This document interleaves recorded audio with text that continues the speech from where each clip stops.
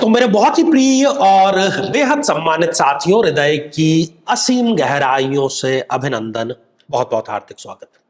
साथियों, इन दिनों हम चर्चा कर रहे हैं एसिडिटी, और कोई साधारण एसिडिटी नहीं बल्कि गंभीर और जानलेवा एसिडिटी की समस्या के बारे में। सारे उपाय आप करके देख चुके हैं, सारी दवाइयां आपने ले ली, एसिडिटी तो ठीक हुई नहीं, बल्कि शरीर में किसी नए रोग का प्रवेश अवश्य हो गया है, क्योंकि एलोपैथिक दवाइयों का ये साइड इफेक्ट होता है। साथियों, हमारा ऐसा मानना है कि जिस समस्या की जड़ जन्म पत्रिका में है, उसका समाधान यदि हम बाहर खोजेंगे तो हमें बाहर कुछ भी नहीं मिलने का है। और ये इस विश्वास पर आधारित होकर के ही आपको आश्वासन दिया जाता है कि आप जब ये एपिसोड देख रहे हैं तो अपनी कुंडली अपने समक्ष खोल करके रखिए, और जो बातें आपको बतलाई जा रही है उसका मिलान कीजिए, ताकि आपको पता लग जाए कि ये जो ज्योतिष विज्ञान है ये तथ्यों पर और सत्य पर आधारित है। साथियों, आज हम बात करने जा रहे हैं कि कर्क लग्न में कब ऐसी समस्या आती है जबकि एसिडिटी जो है वो गंभीर रूप धारण कर लेती है। यदि अभी तक आपने अपने लग्न से एपिसोड जो संबंधित है वो नहीं देखा है, तो यहाँ आई बटन में हमने आपको उसका लिंक प्रोवाइड करा दिया है, जाकर के जरूर देखना और समझना चाहिए। साथियों, जब जो भोजन आप ऊर्जा प्राप्ति के लिए, जीवित रहने के लिए करते हैं, वो पचने के बजाय सड़ने लग जाए, जिसको हम विज्ञान की भाषा में कहते हैं कि वो हाइड्रोक्लोरिक एसिड बनाता रहे, तब फिर ये एसिडिटी की समस्या आ जाती है। और भविष्य में ये जितने भी गंभीर रोगों के आपने नाम सुने हैं, चाहे वो पक्षाघात हो, पैरालिसिस जिसको कहते हैं, कैंसर हो, हार्ट डिसीज हो, उन सब का कारण आखिरकार ये ही निकलता है, एसिडिटी। तो इसको बहुत साधारण तरीके से हम ऐसा नहीं कि मामूली मान करके अवॉइड कर सकते हैं। तो साथियों, ये रही एक कर्क लग्न की जन्म पत्रिका। साथियों, कर्क लग्न की जन्म पत्रिका में सूर्य जो है वो एक अति मारक ग्रह है, सेकंड हाउस के वो लॉर्ड है। सूर्य जो है वो पाचन तंत्र का कारक है, वही पूरी पाचन क्रिया ऊर्जा का कारक है। जठर अग्नि उसका ही डिपार्टमेंट है, और अग्नि यदि प्रज्वलित नहीं होगी तो भोजन पचेगा नहीं बल्कि सड़ेगा ही।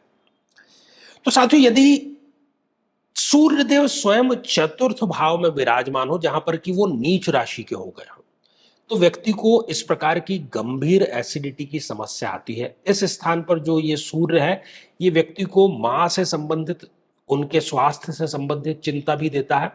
भौतिक जितनी भी सुख सुविधाएं हैं, ऐश्वर्य, वैभव, गाड़ी, भूमि, विदेश यात्राएं, उन सब से भी व्यक्ति को ये वंचित रखने का कार्य करता है। साथियों, यदि यही सूर्यदेव इस छठे भाव में विराजमान हो जाएं, तो यहां पर भी वो व्यक्ति को गंभीर स्तर की एसिडिटी का शिकार बनाते हैं। व्यक्ति ऋण के जाल में भी फंस जाता है, शत्रु भी इसके पीछे सदैव लगे ही रहते हैं।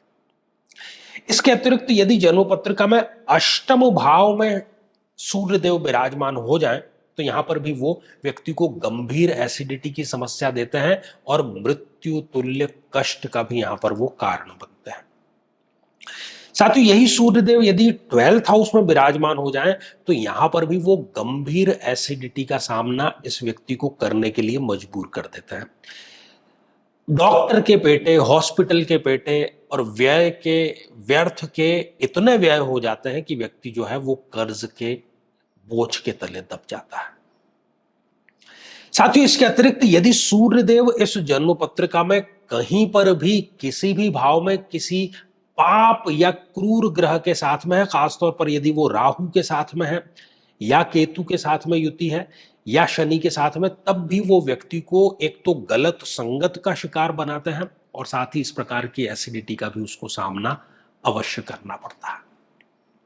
साथियों, आप जन्म पत्रिका में देखिए, यदि कंप्यूटराइज्ड आपके पास में जन्म पत्रिका है, तो उसके पहले या दूसरे पृष्ठ पर ही आपको ग्रहों की जो डिग्रियां, जो अंश है, वो लिखे हुए दिख जाएंगे। यदि सूर्यदेव 0 डिग्री के हैं या 28, 29 जैसी अंतिम डिग्रियों के हैं, 0 डिग्री मतलब एक नवजात शिशु, और 28, 29 डिग्री मतलब वयोवृद्ध स्थिति, दोनों ही अपने दैनिक कार्यों के लिए दूसरों पर निर्भर होते हैं। तो जठर अग्नि प्रदीप्त करने का विभाग जिन सूर्य को दिया हुआ है, वो ही इसमें नाकाफी हैं, नाकाबिल है 0 डिग्री 28-29 डिग्री के होने के कारण, तब भी इस प्रकार की समस्या एसिडिटी की गंभीर रूप से व्यक्ति को अवश्य ही हो जाती है। साथियों, किसी भी रोग, सिर्फ एसिडिटी का प्रश्न नहीं, उसको जितने छोटी, जब वो बाल अवस्था में है तभी उसको कुचल दिया जाए, यही श्रेष्ठ रहता है, नहीं तो वो आगे चल करके गंभीर रोगों का कारण बन जाता है। साथियों, खान पान में सुधार, दिनचर्या में सुधार, व्यायाम, योग, ये तो अपनी जगह पर है ही। साथ ही यदि महादशा मंत्र साधना दीक्षा प्राप्त कर ली जाए और सूर्य के इस अभिमंत्रित जल का नियमित रूप से व्यक्ति यदि सेवन करता है, तो उसको इस प्रकार की समस्या का सामना कभी नहीं करना पड़ता। कितनी ही गंभीर समस्या हो, वो दूर अवश्य ही हो जाती है। तो साथियों, ये जो श्रृंखला है ये आगे हमारी जारी रहेगी। यदि आप भी चाहते हैं कि आपकी कुंडली का सूक्ष्म विश्लेषण हो, समस्या का समाधान हो, तो आगामी समय में मैं स्वयं इन शहरों में उपस्थित रहूंगा। आप समय लेकर के मिल सकते हैं या फिर आप टेलीफोनिक या वीडियो कॉल के माध्यम से भी जुड़ सकते हैं। तो साथियों, आज के लिए केवल इतना ही, और इसी मंगल कामना के साथ में कि आप सभी स्वस्थ, समृद्ध और शांतिपूर्वक जीवन व्यतीत करें। नमस्कार।